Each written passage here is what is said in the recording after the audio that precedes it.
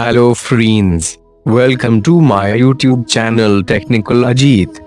दर्शकों, आप सभी ने पिछली वीडियो में जानना कि किस तरह मूल अवतार लेकर विष्णु भगवान ने मत हाथी को मगरमच्छ से बचाया था।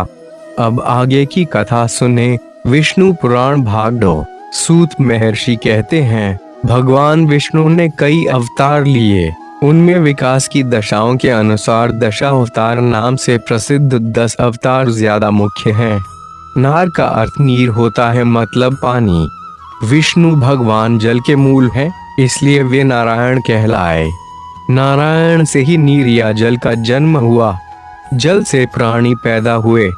फिर विष्णु भगवान ने मछली के रूप में अवतार लिया।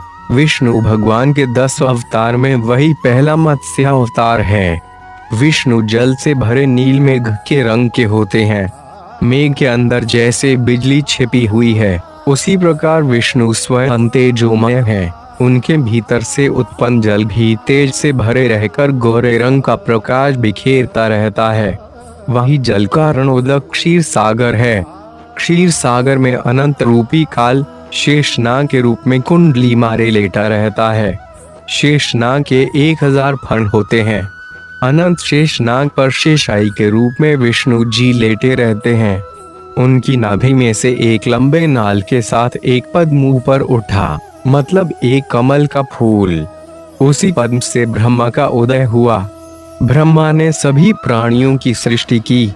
ब्रह्मा जी का दिन अनंत काल युगों के रूप में चलता रहता है। पहला कृत, दूसरा त्रेता, तीसरा द्वापर और चौथा कलयुग। इन चारों को मिलाकर एक महायुग होता है।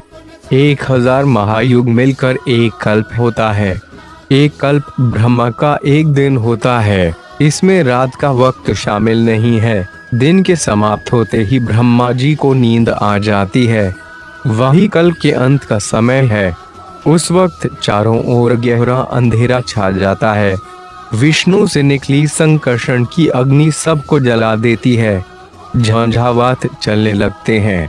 तब भयंकर काले बादल हाथी की सूंडों जैसी जलधाराएं लगातार गिराने लगती हैं।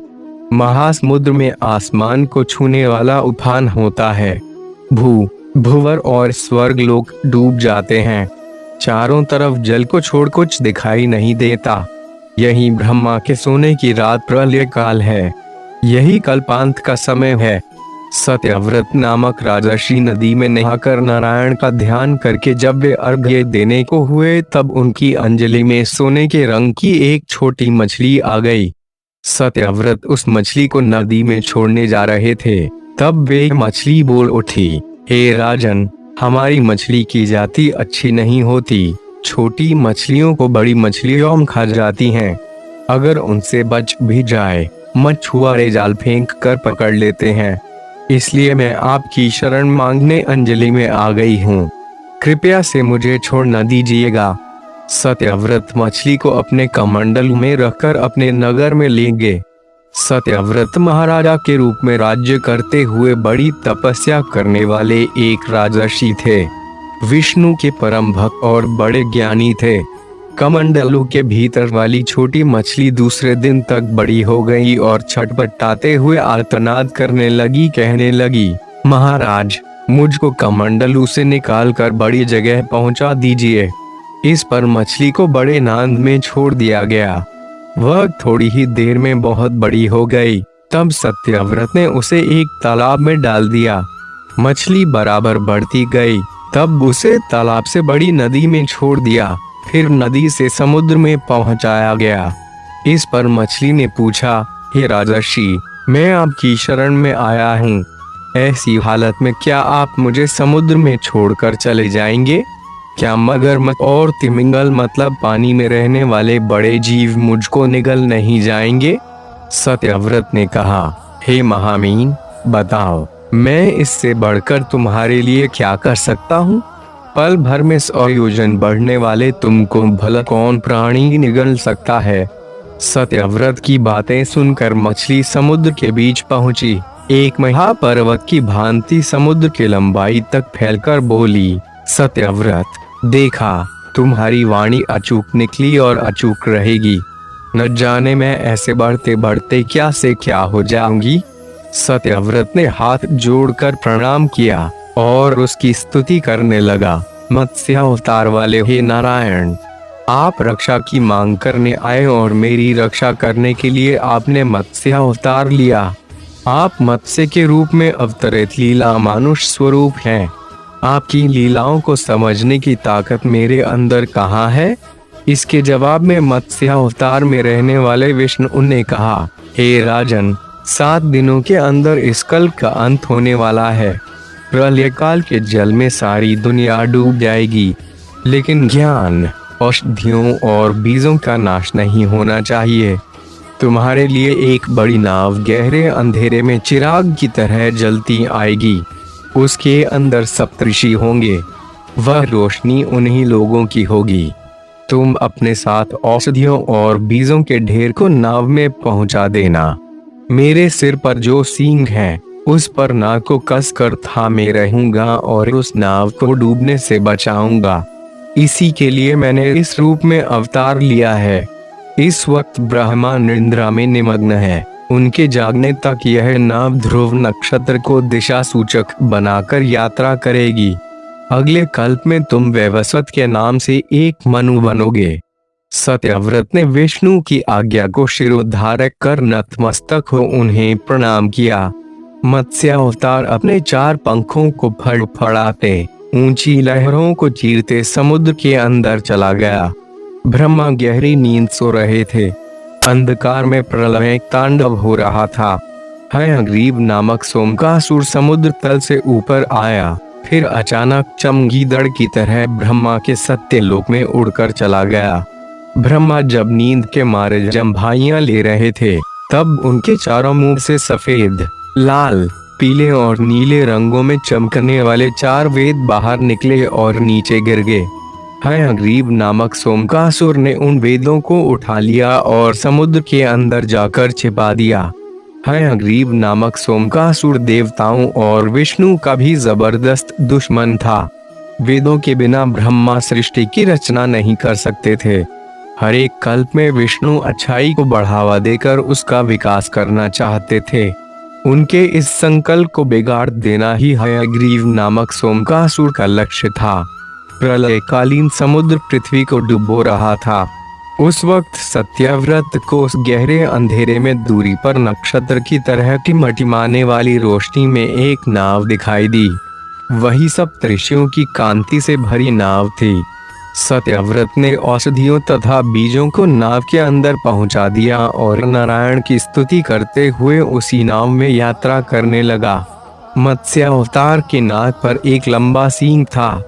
नक्षत्र की तरह चमकने वाले उस सींग से लिपटकर एक महासर्प प्रलयकालीन आंधी को निगल रहा था। मत्स्यावतार अपने पंखों से लहरों को रोकते समुद्र को चीरते नाव को सुरक्षित ले जा रहा था।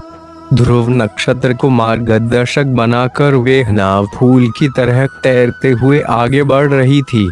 समुद्र के गर्भ में छिपाए गए वेदों का पहरा देते हुए हयग्रीव नामक सोमकासुर समुद्र के भीतर टहल रहा था।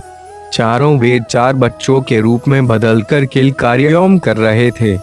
मत्स्यावतार वेदों की खोज करते हुए आगे चल पड़ा। मत्स्यावतार को देखते ही हयग्रीव नामक सोमकासुर घबरा गया। फिर भी हिम्मत बटोर कर वह अपना कांटों वाला गदा हाथ में ले जूझ पड़ा। उस समय तक विष्णु का अवतार मत्स्य के रूप में कमर तक हो गया था और उनके चारों हाथ निकल आए थे। देखते देखते मत्स्यावतार और हयग्रीव नामक सोमकासुर के बीच भीषण लड़ाई छिड़ गई।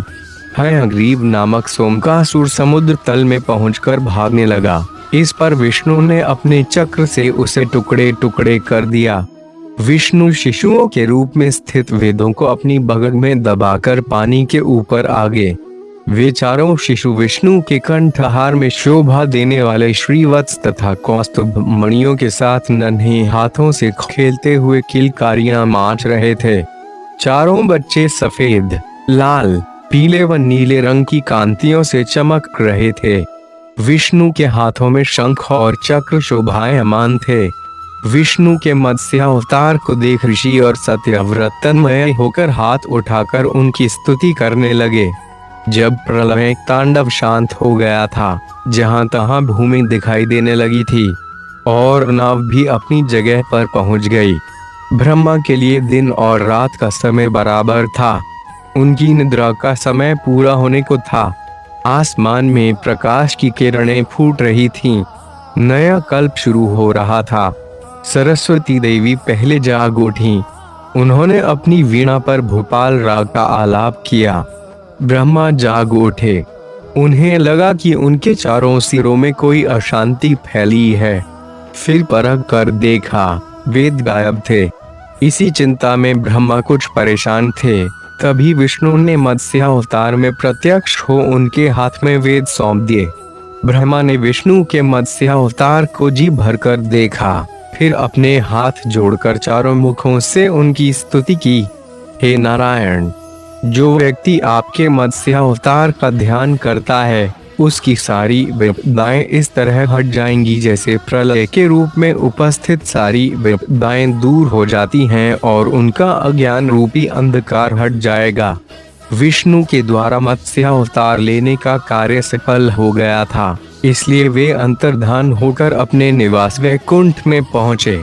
ब्रह्मा ने वेद लेकर सृष्टि की रचना शुरू की और सत्यव्रत इस नए युग में श्राद्ध देव वैवस्वत के नाम से मनु हुए।